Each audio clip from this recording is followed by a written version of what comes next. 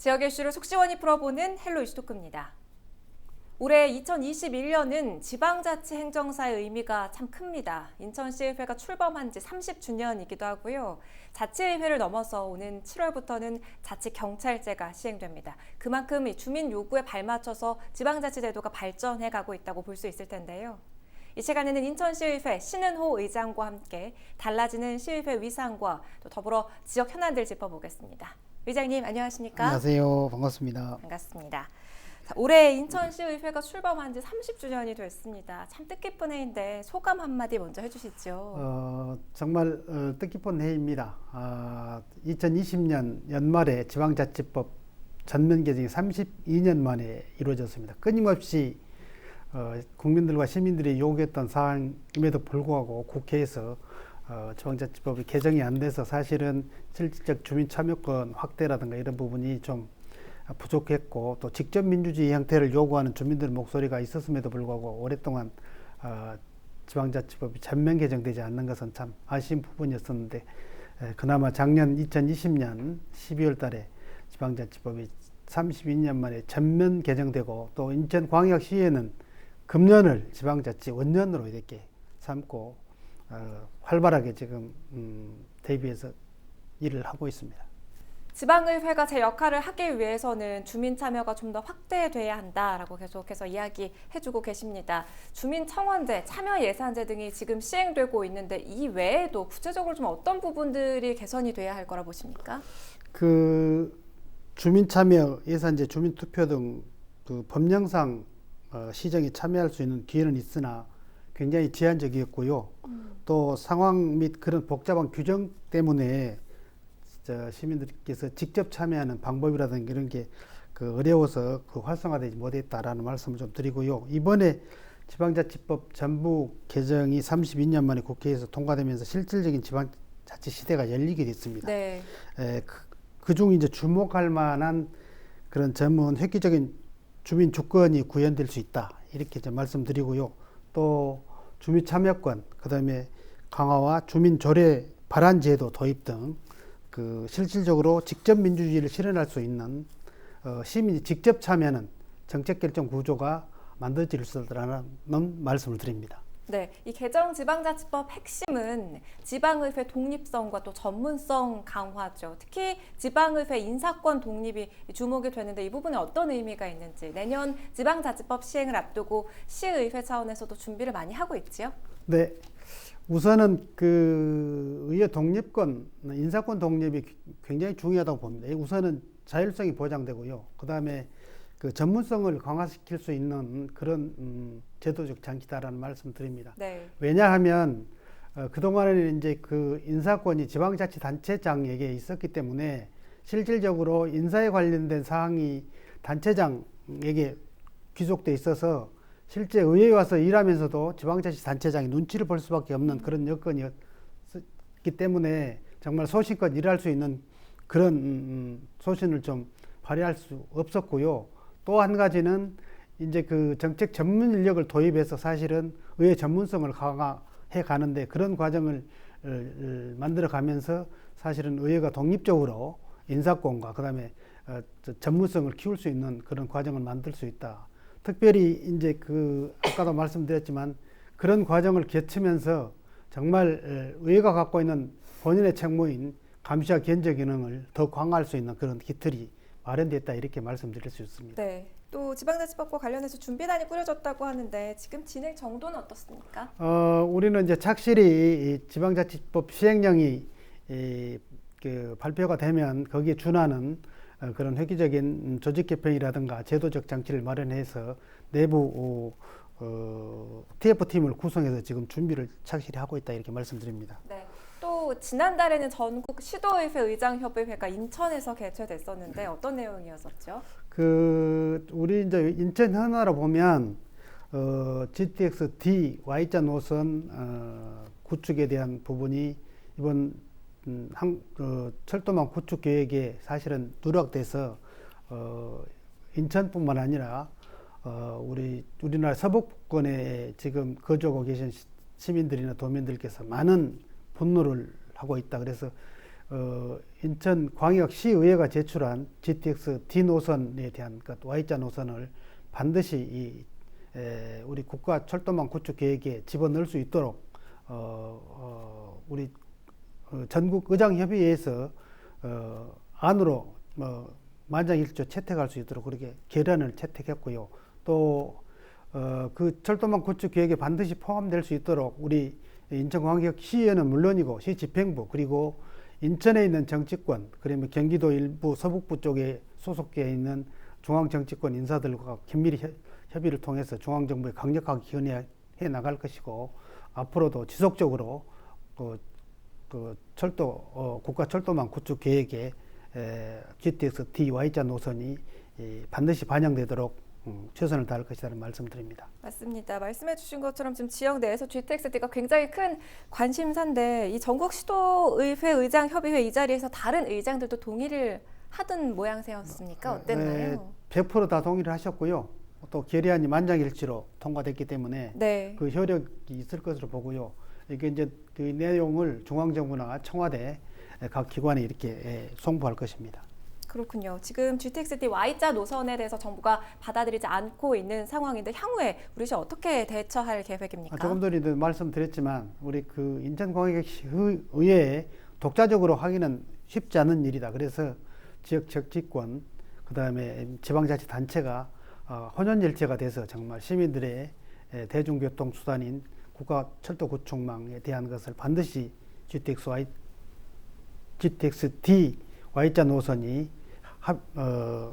포함될 수 있도록 지속적으로 같이 병행해서 노력하겠다 이렇게 말씀드리고 특별히 이제 그 서울 수도권 쪽으로 이제 출퇴근하는 인구의 그 이용률을 보면 전체 이용자의 55% 정도가 국가철도망을 이용하고 있기 때문에 반드시 이것이 구축돼야 된다 이렇게 이제 주장하고 있는 것입니다. 사실은 근데 시민 불만 중에 하나가 경기도의 경우는 그 국회의원들은 물론이고 또 기초지자체장 등 모두가 똘똘 뭉쳐서 D노선 확정을 위해서 노력하고 있는데 인천시 의회는 물론이고 또 지역 정치권에서도 좀 더 적극적으로 나서야 하는 것 아니냐 하는 의견들이 있습니다. 더구나 지금 여당 당대표가 개양 송영길 대표이지 않습니까? 송 대표 역시 현재 노선으로는 안 된다라는 입장을 보이기도 했는데 시민들이 어떻게 좀 기대를 해봐도 될까요?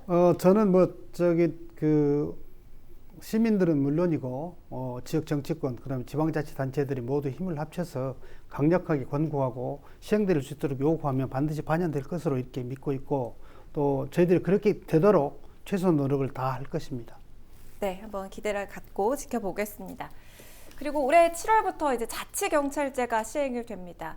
사실 시민들은 이 자치경찰제가 뭔지 조금은 생소하게 느낄 수도 있을 것 같은데 자치경찰제가 시행되면 어떤 부분들이 달라지게 됩니까?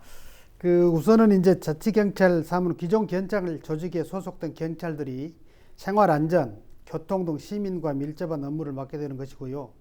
경찰 조직에서 별도로 분리되는 건 아닙니다. 지금 지난 5월 17일 수도권에서 최초로 인천광역시의회가 자치경찰위원회로 출범시켰고요. 또 사무실도 마련해서 실제 이제 업무를 보고 있는 그런 과정이 있고요. 네. 또 자치경찰위원회 선정 과정에서도 인천광역시의 몫이 2분이었습니다. 총 7분 중에. 그래서 저는 그 각 기관의 공식적 문서를 통해서 기존의 경찰 방식이 아니라 정말 인천 시민들이 이 치안과 안전 문제에서 체감할 수 있는 그런 혁신적이고 개혁적인 인사를 좀 추천해달라 그래서 대한변호사협회, 그다음에 인천대학교, 인하대학교 이렇게 공식적 공문을 보내서 그런 인사들을 추천해서 2분을 인천광역시의회에서 추천했기 때문에 기존의 경찰의 안이한 태도에서 과감히 탈피해서 시민들이 정말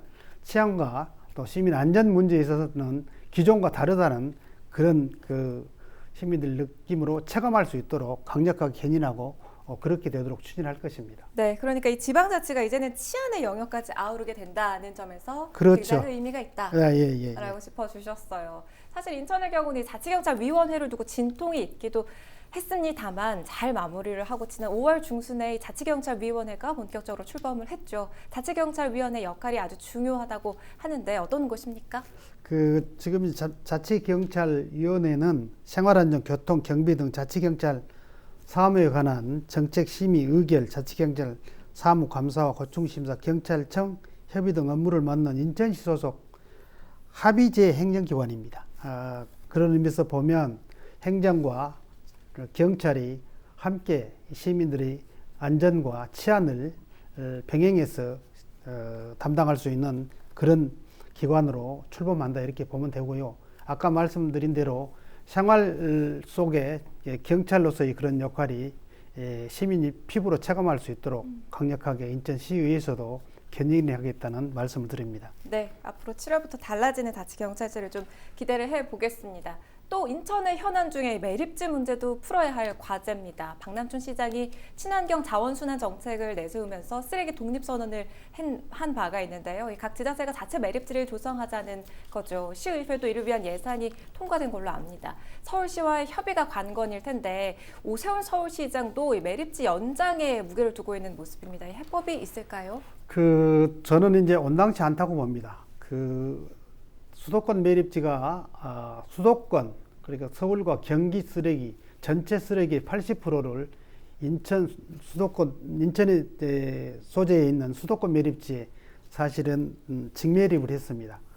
물론 2025년 4자 협의회에서 종결되게 돼 있지만 그 이행은 쉽지 않다고 보고 있습니다. 그럼에도 불구하고 선도적으로 인천광역시에서 자체 매립지를 조성하고 특히 친환경적인 에코랜드 형태의 자체 매립지를 조성하고 특히 또 2026년부터는 직매립이 사실 법으로 금지됩니다. 네. 그런 의미에서 보면 서울과 경기도는 반드시 자체 쓰레기 매립장을 만들어야 될 것이고 인천 시민의 그동안의 환경 피해나 오염 피해에 대한 것은 시민들의 자존심을 건드린 일이어서 더 이상은 인천에서 수도권, 서울과 경기도의 쓰레기를 결코 받아들일 수 없다라는 강력한 의지를 표현한 것이고 또 미래 세대에게 천혜의 땅 인천을 아름다운 도시로 물려주기 위해서는 반드시 환경적 측면에서도 이 일은 성사돼야 되고 추진해야 될 과제이다 이렇게 봅니다.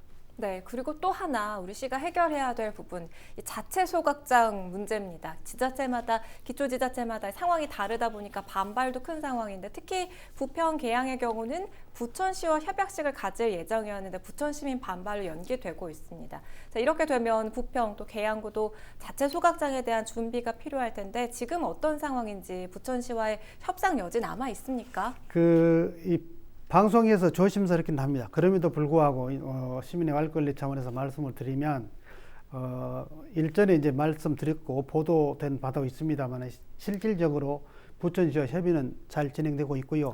내부에서 이제 그 용역을 통해서 그런 과정을 만들고 있고 실무적인 단계에서는 많은 얘기가 논의됐고 네. 또 어느 정도 합의에 이르렀습니다. 그럼에도 불구하고 부천시 쪽에서는 충분한 부천시 시민들의 의견을 더 수렴하겠다는 그런 취지로 조금만 기다려달라는 그런 말씀을 하셨기 때문에 이 과정은 반드시 잘 만들어질 것으로 보고 인천 시내 이제 다른 지역도 문제가 있는 부분이 있지만 이 부분도 시민들을 끊임없이 설득하고 네. 소통하면 저는 가능할 것이라고 봅니다. 왜냐 그러면 이 문제가 단순히 쓰레기만의 문제가 아니라 환경 문제, 그다음에 기후 대응에 관한 문제, 가 병행돼서 이루어져야 되기 때문에 특히 우리 미래 세대인 우리 아이들에게 정말 좋은 환경을 물려줘야 되는 기성세대의 책임이기 때문에 반드시 가치로 이걸 추구해야 될 사안이다 이렇게 말씀드립니다. 소통 잘 하고 있고 또 협의도 잘 되어가고 있다. 잘 진행하고 있습니다. 라는 지금. 말씀 해주셨어요. 예, 예, 예. 또 하나의 지역 현안, 미쓰비시 줄사택 보존과 관련한 그 의장으로서 입장도 좀 궁금합니다. 어떤가요? 이제 직접적인 인천시의 현안은 아니기는 합니다만 제가 살고 있는 부평에서 저도 굉장히 관심이 많습니다. 제가 부평구 의회에 있을 때 현장도 방문했고요. 저희들에게는 정말 아픈 역사이긴 하지만 이런 교훈을 우리 후세들이 제대로 기억하고 또 학습 현장으로 활용될 수 있는 그런 보존이 잘 이렇게 그 지역 주민들과 협의돼서 진행됐으면 좋겠고요. 네. 또 뭐 다른 방법도 있기는 하나 어떤 것이 현실적으로 맞는 것인지에 대한 것은 충분히 주민들과 소통과 토론을 통해서 결정하는 것이 맞다고 봅니다. 네, 또 부평정이 하나 더 살펴보죠. 지금 오랫동안 해결되지 않고 있는 문제, 지하도상과 운영 조례를 둘러싼 마찰인데 상생협의회까지 꾸려서 상인 측과 논의를 했지만 성과가 뭐 전혀 없었을까요? 뭐 어떤 지점에서 협의가 안 된 거죠? 그 이제 누구보다 지하도상과 문제는 피부로 접하고 그 우리 임차인들과 끊임없이 대면하고 소통하고 했던 당사자이기도 합니다. 그래서 누구보다 그 현실적 문제들을 잘 알고 있는데 지금 굉장히 난해한 문제이기는 합니다. 그럼에도 불구하고 일이 반드시 완만하게 해결돼서 우리 그 입점에 있는 임차인들이나 우리 또 지역 경제에 상당한 영향을 미치는 부분이 조속히 해결되기를 기원합니다. 다만 상생협의회를 꾸려서 1년 동안 이제 운영을 했는데 합의점에 거의 도달했습니다. 사실은. 그럼에도 불구하고 이 과정 속에서 원래 조례를 요구하고 또 현금 보상을 요구하는 그런 목소리가 있어서 그 합의된 내용이 실현되지 못한 것은 매우 안타까운 일이다라는 말씀을 드립니다. 네, 어쩌면 우리 인천시와 또 상인들 사이에서 중재하는 게 이 시의회의 역할이라고 할 수 있을 텐데 관련해서 인천시의회에서 또 개정 조례안을 내놨습니다. 지난번에 개정 조례안을 냈음에도 불구하고 지금 1년도 안 돼서 이렇게 또 조례안을 낸 이유가 뭡니까? 어쨌거나 시민들의 그 강력한 요구를 최소 우리가 반영할 수 있는 길을 만들어 보자는 취지인데요. 저는 지금 상황에는 쉽지 않을 것이다 이렇게 얘기는 하고 있습니다. 네. 왜냐하면 그 얼마 전에 그 인천의 주요 행사에 관행부 장관께서 오셨는데 시장님도 그렇고 저도 이제 그런 현안 문제에 대해서 의견을 구하는 걸 직접 들었고요. 그래서 관행부 쪽에서는 행안부 쪽에서는 그 다시는 그 재론하지 말아라. 이미 이거는 이제 전국적인 이슈가 됐고 현행법을 위반하고 있는 상황이기 때문에 결코 행안부에서는 그런 내용에 대해서 위법성을 법적으로 판단받을 것이다. 라는 강력한 의지를 표현하셔서 아마도 일전에 이제 상생협의회에서 저희들이 했던 내용을 그 당시에 조례로 제정해서 결정이 됐다면 이런 일은 없었을 것인데 이 일이 정말 그 여러 언론을 통해서 대대적으로 보도되고 현실적으로 현행법을 위반하고 있는 상황이어서 국가기관인 행안부에서 이 일을 묵인하기는 쉽지 않다. 그리고 분명하게 행안부 장관도 의사표시를 했기 때문에 인천광역시도 받아들이기 쉽지 않다라고 보고 있습니다. 상위법 위반이라는 부분에서 아주 단호한 입장을 보였다는 말씀이신 네, 그렇습니다. 거죠? 예. 행안부의 입장까지도 좀 전해주셨습니다. 2021년도가 시작된 지 얼마 된 것 같지 않은데요. 벌써 이제 절반이 지나가고 있습니다. 그리고 내년이면 이 8대 시의회 임기 1년 정도가 남게 되는데 임기 돌아보면서 좀 가장 뿌듯한 그 일정 활동이 있다면 뭔지 또 이 남은 임기 동안 인천시 의장으로서 이것만큼은 해내고 끝내고 가겠다 하는 게 있다면 뭔지 말씀해 주시죠, 의장님. 그 가장 보람된 것은 81년 만에 개방된 부평 캠프마켓 96년도부터 시민활동을 통해서 현장에 있었던 저희이기 때문에 누구보다 감개무량하고요. 또 앞으로 남은 1년은 정말 코로나19 상황에 시민 여러분께서 방역 수칙에 너무 협조를 잘해 주시고 계셔 감사드리고요. 최우선 목표는 민생 중심의 경제 회복을 최우선 목표로 두고 시민들이 뜻을 받들어서 최선을 다해서 임기를 마무리하겠다는 말씀을 드립니다. 네, 그리고 마지막으로 인천 시민 여러분께 짧게 한 말씀 남겨주세요. 시민 여러분, 어렵고 힘들지만 모두 힘을 내시길 바라고요. 저희들도 시민 여러분께 힘이 되는 그런 의정 활동으로 보답하겠다는 약속을 드립니다. 자, 오늘 말씀 여기까지 듣겠습니다. 지금까지 인천시의회 신은호 의장과 이야기 나눠봤습니다. 헬로 이슈토크를 모두 마칩니다. 시청해주신 여러분 고맙습니다.